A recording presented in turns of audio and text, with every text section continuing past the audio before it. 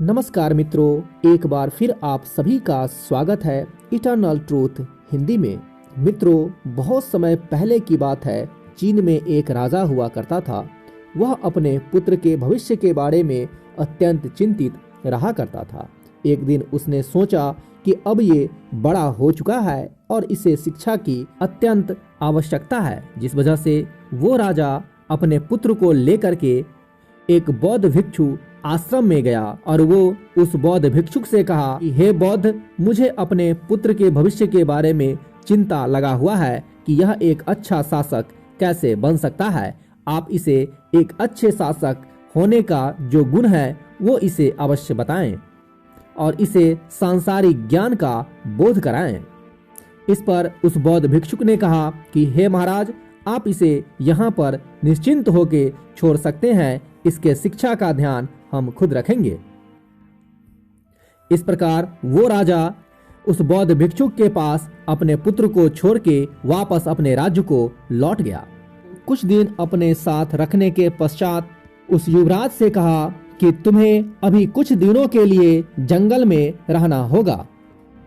इस प्रकार उस बौद्ध भिक्षुक ने उस बालक को जंगल में भेज दिया और उससे कहा कि तुम्हें 1 साल जंगल में रहना होगा। वहां जंगल में 1 साल में तुम जो भी देखोगे, जो भी आवाजें सुनाई देगी, उस सारे आवाजों को मुझे आकर अवश्य बताना। इस प्रकार वो युवराज जंगल में प्रस्थान कर गया और कुछ दिन बीतने के बाद अर्थात 1 साल बीतने के पश्चात वो बालक वापस भिक्षुक आश्रम में लौट आया। इस प्रकार जब युवराज वापस लौटा तो वो बौद्ध भिक्षुक ने युवराज से पूछा, युवराज बताओ, तूने जंगल में क्या क्या सुना? इस पर उस युवराज ने उत्तर दिया, मैंने कोयल की आवाज सुनी, नदियों की कलकल सुनी, पत्तियों की सरसराहट सुनी और मधुमक्खियों की गुंजन सुनी। मैंने झिंगुरों का शोर सुना, हवा की धुन सुनी। इस प्रकार उस युवराज ने अपने सारे अनुभव उस बौद्ध भिक्षुक के सामने बयान कर दिया। जब उस युवराज ने अपनी बातें पूरी कर ली तब उस बौद्ध भिक्षुक ने बोले, अच्छा है, अब तुम एक बार फिर जंगल को जाओ और जब तक तुम्हें कुछ नई आवाजें न सुनाई दे तब तक तुम जंगल से लौट के मत आना। मित्रों, यह सुन के वो युवराज घबरा गया और उसने सोचा कि मुझे अपने राज्य से आए हुए 1 साल बीत चुके हैं, फिर मैं वापस जंगल कैसे जाऊंगा? मुझे अपने राज्य में जाके मुझे अपने माता पिता से मिलना होगा, परंतु अपने गुरु का आज्ञा भी वो टाल नहीं सकता था। इसलिए वो युवराज बेमन से ही जंगल की ओर फिर से प्रस्थान कर गया। मित्रों, कई दिन गुजर गए, कई महीने गुजर गए, फिर भी उस युवराज को कोई नई आवाजें सुनाई नहीं दी और वो युवराज परेशान होने लगा कि मुझे अभी तक कोई नई आवाजें सुनाई क्यों नहीं दे रही है। फिर उस युवराज ने निश्चय किया कि अब वह हर आवाज को बड़े ध्यान पूर्वक सुनेगा।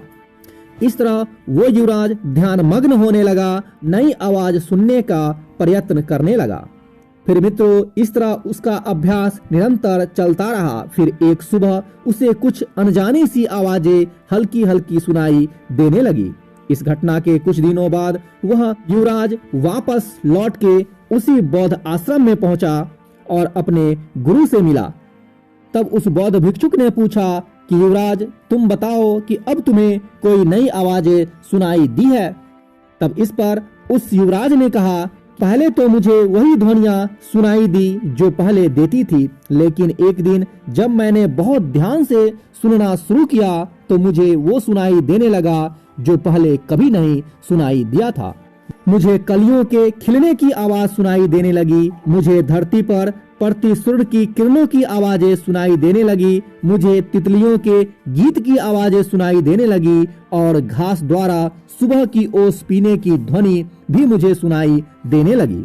यह सुनकर उस बौद्ध भिक्षुक ने खुश हो गया और मुस्कुराते हुए बोला, युवराज, सुनने वाले को तो सभी सुनते हैं, लेकिन अच्छा राजा वही होता है जो अनसुने की आवाज को भी बड़े ध्यान पूर्वक सुन पाता है और समझ पाता है। और अनसुने को सुनने की क्षमता होना एक अच्छे राजा की निशानी है। क्योंकि जब कोई शासक अपने लोगों के दिल की बात सुनना सीख लेता है, बिना उसके बोले उसकी भावनाओं को समझ लेता है, और जो दर्द बयान नहीं किया गया हो उस दर्द को भी अगर वो समझ लेता है, तो उससे अच्छा राजा कोई नहीं हो सकता। अपने लोगों की अनकही शिकायतों को भी सुन लेना एक अच्छे राजा की पहचान है।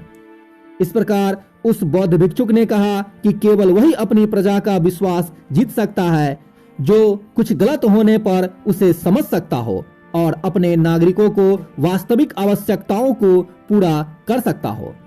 तो मित्रों, अगर हमें भी अपने क्षेत्र का, अपने फील्ड का लीडर बनना है तो हमें भी वो सुनना चाहिए जो नहीं कहा गया हो, यानी हमें उस युवराज की तरह बिल्कुल अलर्ट होकर अपना काम करना चाहिए और अपने साथ काम करने वालों की जरूरतों और भावनाओं का ख्याल रखना चाहिए। तभी हम खुद को एक अच्छे लीडर के तौर पर प्रस्तुत कर सकते हैं। तो मित्रों, कैसी लगी हमारी आज की कथा? अगर अच्छी लगे तो कमेंट सेक्शन में जरूर बताना और इसे लाइक करना मत भूलना, क्योंकि आपका एक लाइक हमारे मोटिवेशन को और भी स्ट्रॉन्ग बनाता है। तो मिलते हैं अगली वीडियो में एक अगले कथा के साथ। तब तक भगवान बुद्ध आपका भला करे।